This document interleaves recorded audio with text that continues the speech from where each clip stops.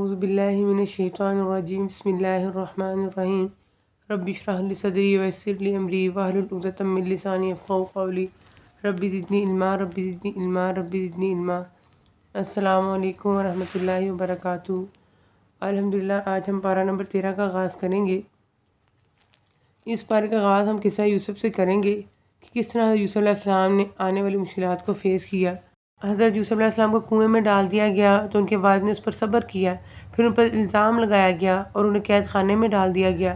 اللہ تعالیٰ نے اس قصے میں اپنے محبوب نبی حضرت محمد صلی اللہ علیہ وسلم کو بھی اشارہ دیا کہ یقیناً آپ کی قوم کے لوگ ایذا پہنچا رہے ہیں، تکلیفیں دے رہے ہیں، اور میں انہیں روکنے کی قدرت اور طاقت بھی رکھتا ہوں، اور میں انہیں بالکل اسی طرح مہلت اور ڈیل دے رہا ہوں جس طرح میں نے برادران یوسف کو مہلت دی تھی۔ اور اسی طرح اگر ہم دیکھیں تو ہمارے لیے بھی اس میں ایک سبق دیا گیا ہے کہ اللہ تعالیٰ کے راستے میں بہت سی اندرونی اور بیرونی مشکلات کو فیس کرنا پڑتا ہے۔ زندگی میں ایسا نہیں ہوتا کہ ہمارے لیے سب کچھ پراپرلی سیٹل ہو اور ہم ایزیلی اس پر چلتے چلے جائیں۔ جیسے جنت کے راستے سے گزرنے کے لیے بھی بہت سی کٹر منزلیں طے کرنی پڑتی ہیں، اور پھر اللہ تعالیٰ فرما رہے ہیں کہ جس مشکل دور سے یوسف علیہ السلام کا گزر ہوا کہ پہلے کنویں میں ڈالا گیا، پھر خاندان کو الوداع کہنا پڑا اور الزام تراشی کے بعد زندان میں ڈالا گیا، یعنی اتنے مکر و فریب کا آپ نے سامنا کیا، لیکن ان سب میں نکلنے کی سبیل اور راستہ کس نے مہیا کیا؟ اللہ رب العالمین نے۔ پھر ایک ایک کر کے آپ کے کردار کی گواہیاں بھی دی گئیں۔ پھر قید خانے سے رہائی ملنے کے بعد اللہ تعالیٰ نے انہیں بہترین مقام عطا کیا، ایک اعلیٰ منصب پر فائز کیا۔ یہ سب کچھ صرف چند دنوں پر محیط نہیں ہے بلکہ آپ کی پوری زندگی پر محیط ہے۔ پھر حضرت یوسف علیہ السلام کا ایک بہترین جملہ یہاں پہ کوٹ کیا گیا ہے کہ میں اپنے نفس کی پاکیزگی بیان نہیں کرتا، ان النفس لامارۃ بالسوء، بے شک نفس تو برائی پر ابھارنے والا ہی ہے، لیکن ہمیں خود جو ہے ہمت پکڑنی ہوگی۔ اس کے ساتھ ساتھ کہہ رہے ہیں مگر یہ کہ میرا پروردگار ہی اپنا رحم کرے، یقیناً میرا پالنے والا بڑی بخشش کرنے والا اور بہت مہربانی فرمانے والا ہے۔ یعنی نفس کی شرارتوں سے وہی بچتا ہے جس پر اللہ تعالیٰ کی رحمت ہو، جیسا کہ حضرت یوسف علیہ السلام کو اللہ تعالیٰ نے بچا لیا۔ اس کے ساتھ ساتھ اس صورت کا ایک اسپیشل پوائنٹ یہ بھی ہے جو کہ اللہ تعالیٰ نے اس قصے میں بیان کیا ہے کہ دیکھیں اگرچہ پسلانے والی عورت تھی، لیکن اللہ تعالیٰ نے اس قصے میں مرد کی حیا کو کھول کر بیان کیا، اور اللہ تعالیٰ کا ایک اصول رہا ہے کہ جب کبھی اللہ تعالیٰ نے حیا اور پاک دامنی کے احکامات نازل کیے تو اس کی مخاطب صرف عورت کی ذات ہی نہیں ہوتی بلکہ وہ احکامات سوسائٹی کے ہر فرد کے لیے ہوتے ہیں۔ یہاں پر یہ بھی بتایا گیا ہے کہ حضرت یوسف علیہ السلام نے اپنے نفس کی حفاظت کی کیونکہ وہ اس بات کا علم رکھتے تھے کہ انہیں اپنے نفس کے لیے اللہ تعالیٰ کے سامنے خود جواب دہ ہونا ہوگا۔ اسی طرح ہر انسان کو بھی اپنے نفس کا اللہ تعالیٰ کے یہاں خود جواب دہ ہونا ہوگا۔ پھر قصہ آگے بڑھتا ہے تو آگے بیان ہوتا ہے کہ بادشاہ کے سامنے آپ کی علم و فضیلت کی خوبی کے ساتھ ساتھ آپ کی پاک دامنی بھی کھل کر واضح ہوگی۔ اس نے حکم دیا کہ انہیں میرے سامنے پیش کیا جائے، میں ان کو بطور مصاحب اور مشیر خاص سلیکٹ کرنا چاہتا ہوں، ان کا انتخاب کرنا چاہتا ہوں۔ تو حضرت یوسف علیہ السلام نے کہا کہ آپ مجھے خزانوں پر مقرر کر دیں۔ یہاں خزانوں سے مراد وہ گودام ہے جہاں جو غلہ تھا ذخیرہ کیا جاتا تھا، اور آپ نے اس کا انتظام اس لیے سنبھالنا چاہا کیونکہ آنے والے دور میں خواب کی تعبیر کے پیش نظر قید سالی کا سامنا کرنا پڑنا تھا، اور اس سے نبٹنے کے لیے مناسب اور بہترین بندوبست اور انتظامات کیے جا سکیں اور غلے کی ایک معقول مقدار کو ذخیرہ کر لیا جا سکے۔ پھر آگے کہہ رہے ہیں انی حفیظ علیم، کہ میں حفاظت کرنے والا اور باخبر ہوں۔ حفیظ یعنی میں اس طرح حفاظت کروں گا کہ اسے کسی بھی غیر ضروری مصرف میں خرچ نہیں کروں گا۔ علیم، اس سے مراد یہ ہے کہ اس کو جمع کرنے اور خرچ کرنے، اس کے رکھنے اور نکالنے کا بخوبی علم رکھتا ہوں۔ اس سے ہمارے سامنے ایک اصول آتا ہے کہ جب آپ اقتدار کے لیے کسی کو منتخب کرتے ہیں، کسی کو سپورٹ کرتے ہیں، تو ان میں یہ صلاحیت اور اہلیت صرف موجود نہ ہو بلکہ وہ اللہ تعالیٰ کا خوف رکھنے کے ساتھ ساتھ اللہ تعالیٰ کے ساتھ بہترین ریلیشن بھی استوار رکھتا ہو۔ پھر قصہ یوسف علیہ السلام ایسا ایسا آگے بڑھتا ہے جب خوشحالی کے 7 سال گزرنے کے بعد قید سالی شروع ہو گئی جس نے ملک مصر کے تمام علاقوں شہروں کو اپنی لپیٹ میں لے لیا، حتیٰ کہ کنعان تک بھی اس کے اثرات جا پہنچے جہاں یعقوب علیہ السلام حضرت یوسف علیہ السلام کے بھائی رہ رہے تھے۔ حضرت یوسف علیہ السلام نے اپنے حسن تدبیر سے اس قید سالی سے نمٹنے کے جو انتظامات کیے تھے وہ کام آئے۔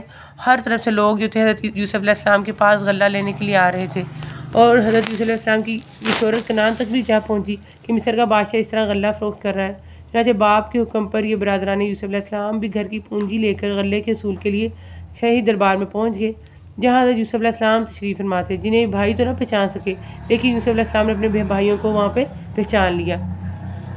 پھر حضرت یوسف علیہ السلام نے انجان بن کر جب اپنے بھائیوں سے باتیں پوچھیں تو انہوں نے جہاں اور سب کچھ بتایا یہ بھی بتا دیا کہ ہم 10 بھائی اس وقت یہاں موجود ہیں، لیکن ہمارے 2 الاتی بھائی یعنی دوسری ماں سے اور بھی ہیں، ان میں سے ایک تو جنگل میں ہلاک ہو گیا اور اس کے دوسرے بھائی کو والد نے اپنی تسلی کے لیے اپنے پاس رکھا ہے، اسے ہمارے ساتھ نہیں بھیجا۔ جس پر حضرت یوسف علیہ السلام نے کہا کہ آئندہ اسے بھی ساتھ لے کر آنا، دیکھتے نہیں کہ میں نام بھی پورا دیتا ہوں اور مہمان نوازی اور خاطر بدارت بھی خوب کرتا ہوں۔ پھر جب اگلی دفعہ بنیامین علیہ السلام آئے تو یوسف علیہ السلام نے انہیں تنہا اللہ کے کمرے میں رکھا اور پھر خلوت میں ان سے باتیں کی. انہیں پچھلی باتیں بتلا کر کہا کہ ان بھائیوں نے میرے ساتھ جو کچھ کیا اس پر رنج نہ کر.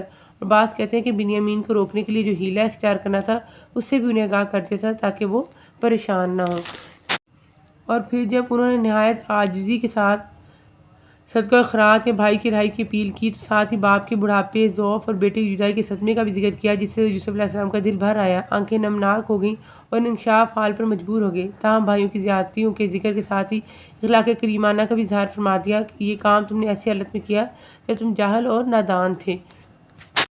بھائیوں نے جب عزیز مصر کی زبان سے یوسف علیہ السلام کا تذکرہ سنا جسے انہوں نے بچپن میں کنعان کے ایک تاریک کنویں میں پھینک دیا تھا تو وہ حیران بھی ہوئے، غور سے دیکھنے میں مجبور بھی کہ کہیں ہم کلام بادشاہ یوسف علیہ السلام ہی تو نہیں، ورنہ یوسف علیہ السلام کے قصے کا اسے کس طرح علم ہو سکتا ہے. چنانچہ انہوں نے سوال کیا کہ کیا آپ یوسف علیہ السلام ہی تو نہیں. سوال کے جواب میں اقرار و اعتراف کے ساتھ اللہ کے احسان کا ذکر اور صبر و تقویٰ کے نتائج حسنہ بھی بیان کر کے بتلا دیا کہ تم نے تو مجھے ہلاک کرنے میں کوئی کسر نہیں چھوڑی تھی، لیکن یہ اللہ تعالیٰ کا فضل و احسان ہے کہ اس نے نہ صرف یہ کہ کنویں سے نجات عطا فرمائی بلکہ مصر کی فرما روائی بھی عطا فرما دی، اور یہ نتیجہ ہے اس صبر اور تقویٰ کا جس کی توفیق اللہ تعالیٰ نے مجھے دی. بھائیوں نے جب یوسف علیہ السلام کی یہ شان دیکھی تو اپنی غلطی اور کوتاہی کا اعتراف کر لیا. حضرت یوسف علیہ السلام نے بھی پیغمبرانہ عفو درگزر سے کام لیتے ہوئے فرما دیا کہ جو ہوا سو ہوا، آج تمہیں کوئی ملامت نہیں کی جائے گی. فتح مکہ والے دن رسول اللہ صلی اللہ علیہ وسلم نے بھی مکہ کے ان کفار اور سرداران قریش کو جو آپ کے خون کے پیاسے تھے اور آپ کو طرح طرح کی ایذائیں پہنچائی تھیں، یہ الفاظ ارشاد فرما کر انہیں معاف فرما دیا تھا. اور پھر جب یہ سارا گھرانہ یوسف کے پاس پہنچ گیا تو یوسف نے اپنے ماں باپ کو اپنے پاس جگہ دی اور کہا کہ اللہ کو منظور ہے تو آپ سب امن و امان کے ساتھ مصر میں آؤ. اور اپنے تخت پر اپنے ماں باپ کو اونچا بٹھایا اور سب اس کے سامنے سجدے میں گر گئے. تب کہا کہ ابا جی یہ میرے پہلے کے خواب کی تعبیر ہے. یعنی حضرت یوسف علیہ السلام نے جو خواب دیکھا تھا، اتنی آزمائشوں سے گزرنے کے بعد بالآخر اس کی یہ تعبیر سامنے آئی کہ اللہ تعالیٰ نے حضرت یوسف علیہ السلام کو تخت شاہی پر بٹھایا. والدین سمیت تمام بھائیوں نے انہیں سجدہ کیا. میرے رب نے اسے سچا کر دکھایا، اس نے میرے ساتھ بڑا احسان کیا جبکہ مجھے جیل خانے سے نکالا. یعنی اللہ تعالیٰ کے احسانات میں کنویں سے نکلنے کا ذکر نہیں کیا تاکہ بھائی شرمندہ نہ ہوں. یہ اخلاق نبوی ہے اور آپ لوگوں کو صراط سے لے کر آیا اس اخلاق کے بعد جو شیطان نے مجھ میں اور میرے بھائیوں میں ڈال دیا تھا. یہ بھی ایک اخلاق کریمانہ کا ایک نمونہ ہے کہ بھائیوں کو مورد الزام نہیں ٹھہرایا، شیطان کو اس کارستانی کا باعث قرار دیا. میرا رب جو چاہے اس کے لیے بہترین تدبیر کرنے والا ہے اور وہ بہت علم و حکمت والا ہے. پھر دوسرے ربع کے آغاز میں کہا جا رہا ہے آسمان اور زمین میں بہت سی نشانیاں ہیں جس سے یہ منہ موڑے گزر جاتے ہیں. آسمان اور زمین کی پیدائش، ان میں بے شمار چیزوں کا وجود اس بات پر دلالت کرتا ہے کہ ایک خالق و ثانی ہے جس نے ان چیزوں کو وجود بخشا، اور ایک مدبر ہے جو ان کا ایسا انتظام کر رہا ہے کہ صدیوں سے یہ نظام چل رہا ہے. ان میں کبھی آپس میں ٹکراؤ اور تصادم نہیں ہوا ہے، لیکن لوگ ان چیزوں کو دیکھتے ہوئے یوں ہی گزر جاتے ہیں، ان پر غور و فکر کرتے ہیں اور نہ ان سے رب کی معرفت حاصل کرتے ہیں. ان میں سے اکثر لوگ باوجود اللہ پر ایمان رکھنے کے بھی مشرک ہی ہیں. یعنی یہ وہ حقیقت ہے جسے قرآن پاک نے بڑی وسعت کے ساتھ، بڑی دلالت کے ساتھ متعدد جگہ بیان فرمایا کہ یہ مشرکین تو یہ مانتے ہیں کہ آسمان و زمین کا خالق، مالک، رازق و مدبر صرف اللہ تعالیٰ ہی ہے، لیکن اس کے باوجود عبادت میں اللہ تعالیٰ کے ساتھ دوسروں کو بھی شریک ٹھہرا لیتے ہیں. اور یہ یوں اکثر لوگ مشرک ہیں. یعنی ہر دور میں لوگ توحید ربوبیت کے تو قائل رہے ہیں لیکن توحید الوہیت ماننے کے لیے تیار نہیں ہوتے. اور پھر سورت کے آخر میں کہا جا رہا ہے ان کے بیان میں عقل والوں کے لیے یقیناً نصیحت اور عبرت ہے. یہ قرآن جھوٹ بنائی ہوئی بات نہیں بلکہ یہ تصدیق ہے ان کتابوں کی جو اس نے پہلے کی ہیں، کھول کھول کے بیان کرنے والا ہے ہر چیز کو، اور ہدایت اور رحمت ہے ایماندار لوگوں کے لیے. یعنی یہ قرآن پاک جس میں یہ قصہ یوسف علیہ السلام اور دیگر قوموں کے واقعات ڈسکرائب کیے گئے ہیں، بیان کیے گئے ہیں، کوئی گھڑا ہوا نہیں ہے بلکہ یہ پچھلی کتابوں کی تصدیق کرنے والا ہے. اس میں دین کے بارے میں ساری ضروری باتوں کی ڈیٹیل ہے اور ایمانداروں کے لیے ہدایت اور رحمت ہے. پھر آگے سورہ رات کا آغاز ہو جاتا ہے. بسم اللہ الرحمن الرحیم. یہ مدنی صورت ہے، اس میں 43 آیات اور 6 رکوع ہیں. اس کے آغاز میں اللہ تعالیٰ کہتے ہیں کہ مادہ اپنے شکم میں جو کچھ رکھتی ہے اسے اللہ بخوبی جانتا ہے. یعنی رحم مادہ میں کیا ہے، نر ہے یا مادہ، خوبصورت ہے یا بدصورت، نیک ہے یا بد، لمبی عمر والا ہے چھوٹی عمر والا ہے، یہ سب باتیں صرف اللہ تعالیٰ ہی جانتا ہے. اور پیٹ کا گھٹنا بڑھنا بھی ہر چیز اس کے پاس اندازے سے ہے. یعنی کسی کی زندگی کتنی ہے، اسے رزق سے کتنا حصہ ملے گا، اس کا پورا اندازہ اللہ تعالیٰ کو ہے. پھر اللہ تعالیٰ اپنے ایک اصول بیان کر رہے ہیں. کسی قوم کی حالت اللہ تعالیٰ نہیں بدلتا جب تک کہ وہ خود اسے نہ بدلے جو ان کے دلوں میں ہے. یعنی ہر انسان پر ڈیپینڈ کرتا ہے، جیسے کہ ایک حدیث میں بھی آیا ہے کہ اعمالکم اموالکم، یعنی تمہارے اعمال ہی تمہارے حکام ہیں. اس لیے یہ بھی واضح ہوتا ہے کہ مصیبت اور فساد کے دن بعض اوقات انسان کے اپنے کیے اعمال ہوتے ہیں اس لیے نافرمانی پریشانی کا ریزن بنتی ہے اور فرمانبرداری جو ہے وہ سکون کا سبب بنتی ہے۔ اور اگر ہم بصیرت قوم اس کی ڈیفینیشن کریں تو یہ بات ہمارے سامنے آتی ہے کہ رعایا کے ساتھ جو حکمران کے بیہیویئر کا تعلق ہے واضح طور پر انسانوں کے اعمال و کردار کے طور پر ہوتا ہے۔ اگر قوم اللہ تعالیٰ کی اطاعت گزار ہو تو ظالم حکمران بھی اللہ تعالیٰ کے حکم سے ان کے حق میں نرم خو اور شفیق بن جاتا ہے۔ اگر اس کے برعکس قوم جو ہے وہ اللہ تعالیٰ کی سرکشی میں نافرمانی میں مبتلا ہو تو ان کا جو عادل اور نرم حکمران ہے وہ بھی ان کے حق میں غضبناک اور سخت دل ہو جاتا ہے۔ پھر ایک ہدایت جاری کی جا رہی ہے، اسی کو پکارنا حق ہے، یعنی خوف اور امید کے وقت اسی ایک اللہ کو پکارنا صحیح ہے، کیونکہ وہی ہر ایک کی پکار سنتا قبول فرماتا ہے۔ یا دعوت عبادت کے معنی میں ہے، یعنی اس کی عبادت حق اور صحیح ہے، اس کے سوا کوئی عبادت کا مستحق نہیں، کیونکہ کائنات کا خالق مالک اور مدبر جو ہے صرف وہی ہے، اس لیے عبادت بھی صرف اسی کا حق ہے۔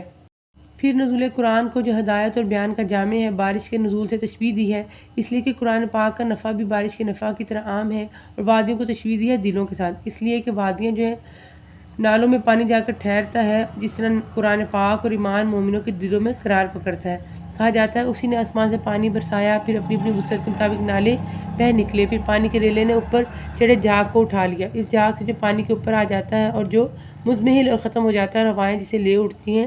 کفر مراد ہے جو جھاگ کی طرح اڑ جانے والا، ختم ہو جانے والا ہے، اور اس چیز میں بھی جس کو آگ میں ڈال کر تپاتے ہیں زیور یا ساز و سامان کے لیے اسی طرح کے جھاگ ہیں۔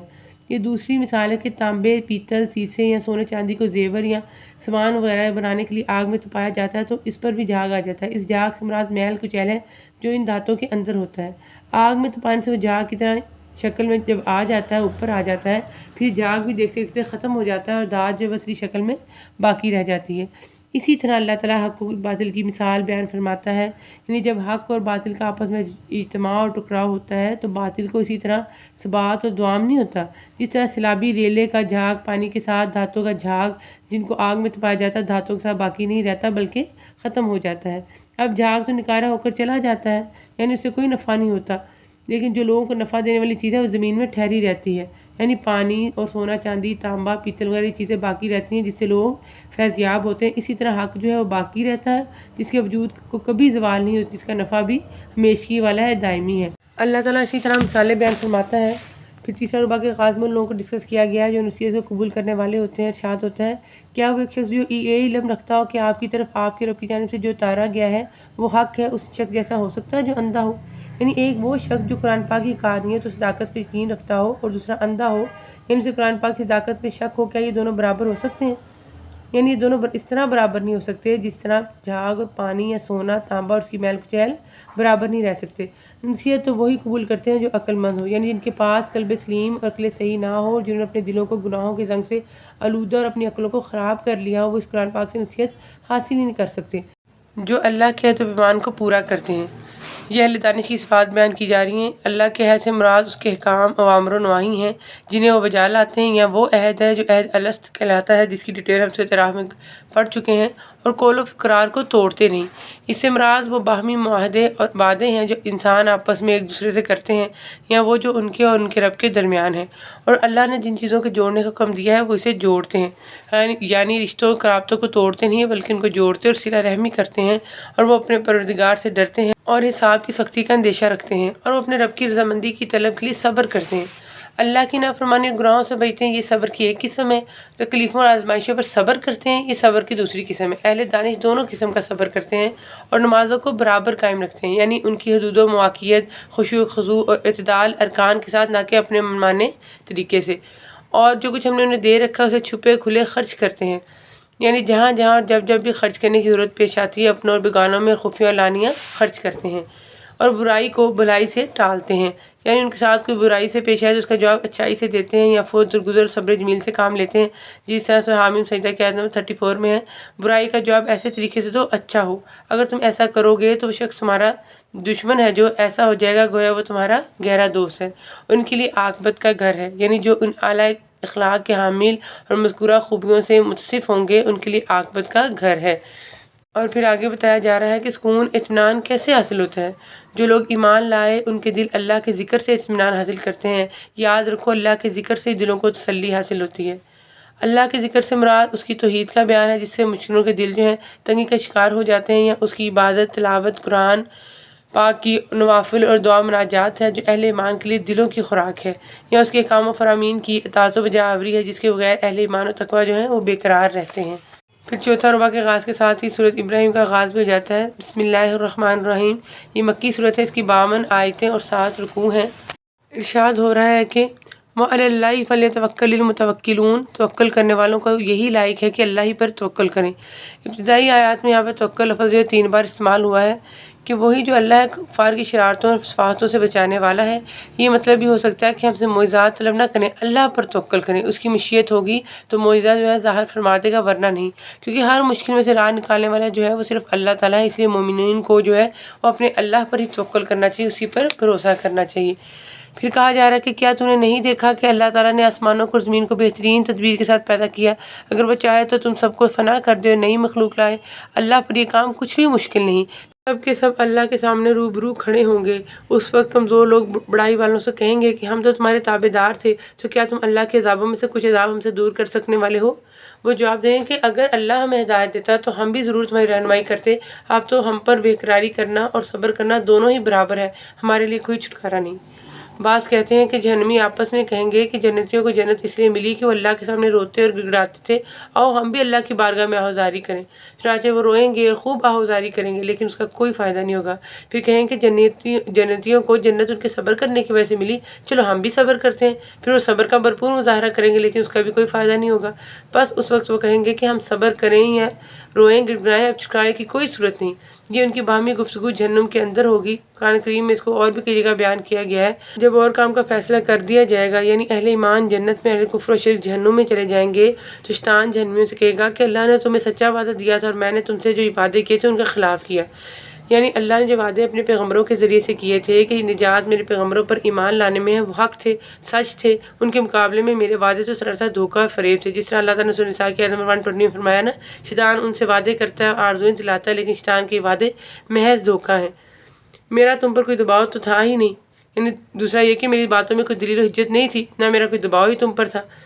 ہاں میں نے تمہیں پکارا، تم نے میری بات مان لی۔ ہاں میری صرف دعوت اور پکار تھی، تم نے میری بے دلیل پکار کو تو مان لیا، پیغمبروں کی دلیل و حجت سے بھرپور باتوں کو رد کر دیا۔ بس تم مجھے الزام نہ لگاؤ بلکہ خود اپنے آپ کو ملامت کرو۔ اس کے کہنے کا مطلب یہ ہے کہ اس لیے کہ قصور سارا تمہارا اپنا ہی ہے، تم نے عقل و شعور سے ذرا کام نہیں لیا، دلائل و واضحہ کو تم نے نظر انداز کر دیا۔ نہ میں تمہارا فریاد رس اور نہ تم میری فریاد کو پہنچنے والے، یعنی نہ میں تمہیں اس عذاب سے نکلوا سکتا ہوں جس میں تم مبتلا ہو، اور نہ تم اس قہر و غضب سے مجھے بچا سکتے ہو جو اللہ کی طرف سے مجھ پر ہے۔ میں تو سرے سے مانتا ہی نہیں کہ تم مجھے اس سے پہلے اللہ کا شریک مانتے رہے، یعنی مجھے اس بات سے بھی انکار ہے کہ میں اللہ کا شریک ہوں۔ اگر تم مجھے یا کسی اور کو اللہ کا شریک گردانتے تھے تو تمہاری اپنی غلطی اور نادانی تھی۔ جس اللہ نے ساری کائنات بنائی تھی اس کی تدبیر بھی وہی کرتا رہا ہے، بھلا اس کا کوئی شریک کیوں کر ہو سکتا ہے؟ یقیناً ظالموں کے لیے دردناک عذاب ہے۔ اور پھر ارشاد ہو رہا ہے، کیا آپ نے نہیں دیکھا کہ اللہ تعالیٰ نے پاکیزہ بات کی مثال کس طرح بیان فرمائی؟ مثل ایک پاکیزہ درخت کے جس کی جڑ مضبوط ہے اور جس کی ٹہنیاں آسمان میں ہیں، جو اپنے پروردگار کے حکم سے ہر وقت اپنے پھل لاتا ہے۔ اس کا مطلب ہے کہ مومن کی مثال اس درخت کی طرح ہے جو گرمیوں یا سردی ہر وقت پھل دیتا ہے۔ اسی طرح مومن کے نیک اعمال جو ہیں صبح شام، شب و روز کے لمحات میں ہر آن اور ہر گھڑی آسمان کی طرف لے جائے جاتے ہیں۔ کلمۃ طیبۃ سے مراد اسلام یا لا الہ الا اللہ، اور شجرہ طیبہ سے کھجور کا درخت مراد ہے، جیسا کہ صحیح حدیث سے ثابت ہے۔ اور اللہ تعالیٰ لوگوں کے سامنے مثالیں بیان فرماتا ہے تاکہ وہ نصیحت حاصل کریں۔ اور ناپاک بات کی مثال گندے درخت جیسی ہے جو زمین کے کچھ ہی اوپر سے اکھاڑ لیا گیا، اسے کوئی ثبات تو ہے نہیں۔ یعنی کلمہ خبیثہ سے مراد کفر اور شجرہ خبیثہ سے حنظل کا یہ درخت مراد ہے جس کی جڑ زمین کے اوپر ہی ہوتی ہے، ذرا سے چھائے سے اکھڑ جاتی ہے۔ یعنی کافر کے اعمال بالکل بے حیثیت ہیں، نہ وہ آسمان پر چڑھتے ہیں، نہ اللہ کی بارگاہ میں قبولیت کا درجہ پاتے ہیں۔ پھر حضرت ابراہیم علیہ السلام کے دل سے نکلنے والی دعاؤں کا تذکرہ آ جاتا ہے جو انہوں نے اپنے لیے، اپنی اولاد کے لیے، ہمارے لیے اور اس جگہ کے لیے کی۔ ابراہیم علیہ السلام کی دعا بھی یاد کرو جب انہوں نے کہا کہ اے میرے پروردگار، اس شہر کو امن والا بنا دے اور مجھے اور میری اولاد کو بت پرستی سے پناہ دے۔ اے میرے پالنے والے معبود، انہوں نے بہت سی لوگوں کو راہ سے بھٹکا دیا، بس میری تابعداری کرنے والا میرا ہے، اور جو میری نافرمانی کرے تو تو بہت ہی معاف اور کرم کرنے والا ہے۔ اے ہمارے پروردگار، میں نے اپنی کچھ اولاد اس بے کھیتی کی وادی میں تیرے حرمت والے گھر کے پاس بسائی ہے۔ اے ہمارے پروردگار، یہ اس لیے کہ وہ نماز قائم رکھیں، بس تو کچھ لوگوں کے دلوں کو ان کی طرف مائل کر دے، انہیں پھلوں کی روزیاں عنایت فرما تاکہ یہ شکر گزاری کریں۔ اے ہمارے پروردگار، یہ تو خوب جانتا جو ہم چھپائیں اور جو ظاہر کریں، زمین و آسمان کی کوئی چیز اللہ پر پوشیدہ نہیں۔ مطلب یہ کہ میری دعا کے مقصد کو تو آپ بخوبی اللہ تعالیٰ جانتے ہیں، اس شہر والوں کے لیے دعا سے اصل مقصد آپ کی رضا ہے، تو ہر چیز کی حقیقت کو خوب جانتا ہے، آسمان و زمین کی کوئی چیز آپ سے یا اللہ چھپی ہوئی نہیں ہے۔ اللہ کا شکر ہے جس نے مجھے اس بڑھاپے میں اسماعیل و اسحاق علیہ السلام عطا فرمائے، کچھ شک نہیں کہ میرا پالن ہار اللہ دعاؤں کو سننے والا ہے۔ اے میرے پالنے والے، مجھے نماز کا پابند رکھ اور میری اولاد سے بھی اے ہمارے رب میری دعا قبول فرما۔ اپنے ساتھ اپنی اولاد کے لیے بھی دعا مانگی، جیسے اس سے پہلے بھی اپنے ساتھ ہی اپنی اولاد کے لیے دعا مانگی کہ انہیں پتھر کی مورتیوں کو پوجنے سے بچا کے رکھنا، جس سے یہ معلوم ہوا کہ اللہ کے دین کے داعیوں کو اپنے گھر والوں کی ہدایت اور ان کی دینی تعلیم و تربیت سے غافل نہیں رہنا چاہیے، بلکہ تبلیغ و دعوت میں انہیں اولویت دینی چاہیے، جیسا کہ اللہ تعالیٰ نے اپنے آخری پیغمبر حضرت محمد صلی اللہ علیہ وسلم کو بھی حکم دیا۔ سورۃ شعراء کی آیت نمبر 214 میں ہے کہ اپنے قریبی رشتہ داروں کو ڈرائیے۔ اے ہمارے پروردگار، مجھے بخش دے اور میرے ماں باپ کو بھی بخش اور دیگر مومنوں کو بھی بخش جس دن حساب ہونے لگے۔ اور پھر آخر میں کہا جا رہا ہے کہ یہ قرآن تمام لوگوں کے لیے اطلاع نامہ ہے کہ اس کے ذریعے سے وہ ہوشیار کر دیے جائیں اور بخوبی معلوم کر لیں کہ اللہ ایک ہی معبود ہے، تاکہ عقل مند لوگ سوچ سمجھ لیں۔ آج کے سبق کا اختتام ہم آج کی دعاؤں سے کریں گے، جو کہ پہلی دعا سورہ یوسف کی آیت نمبر 86 میں ہے کہ میں تو اپنی پریشانیوں اور رنج کی فریاد اللہ تعالیٰ ہی سے کر رہا ہوں، مجھے اللہ کی طرف سے وہ باتیں معلوم ہیں جو تم نہیں جانتے۔ دوسری دعا سورۃ ابراہیم کی آیت نمبر 40 اور 41 ہے۔ اے میرے پالنے والے، مجھے نماز کا پابند رکھ اور میری اولاد سے بھی اے ہمارے پرب میری دعا قبول فرما۔ اے ہمارے پروردگار، مجھے بخش دے اور میرے ماں باپ کو بھی بخش اور دیگر مومنوں کو بھی بخش جس دن حساب ہونے لگے۔ اللہ تعالیٰ سے دعا ہے کہ آپ سب کو نماز کا پابند بنا دے اور ہمارے ماں باپ کے اور تمام مومنین کی بخشش فرما دے، آمین یا رب العالمین۔ وآخر دعوانا ان الحمد للہ رب العالمین۔